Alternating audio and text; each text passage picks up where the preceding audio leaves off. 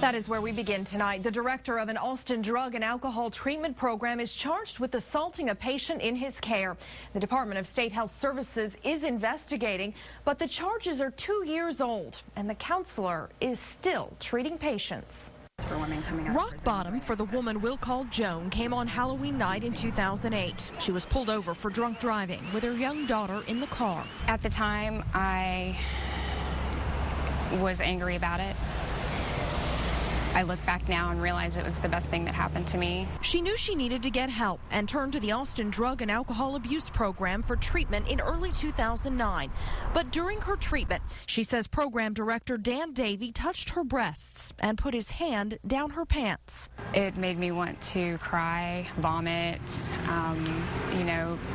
The few seconds it lasted felt like a lifetime. It happened on several different occasions.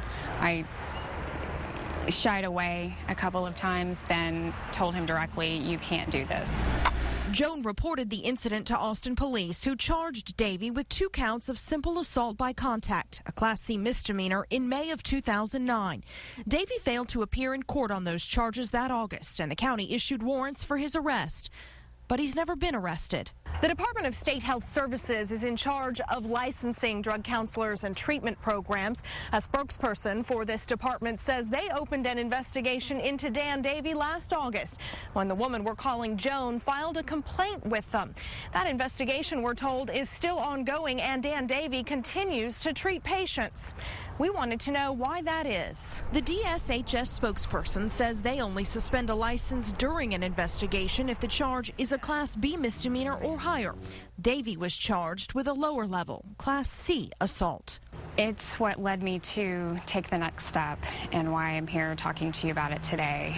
I felt like there had been no action taken to prevent him from repeating this behavior. In fact, until July of last year, the Travis County Adult Probation Office was still referring people to Davey's ADAP treatment program. That's when they found out about the state investigation. But the director of that office says a link to ADAP remained on the county website until we pointed it out this week due to an oversight. Even if one person is never referred to him because they took that down, it's worth it. We had a short phone conversation with Davey this week. He said he didn't know what we were talking about and hung up the phone. Our calls to his attorney have not been returned. Now, last week, Joan filed a civil lawsuit against Dan Davey for sexual exploitation.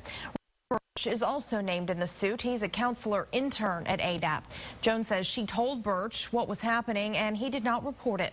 We're continuing to investigate this story and we'll bring you new developments as we learn them.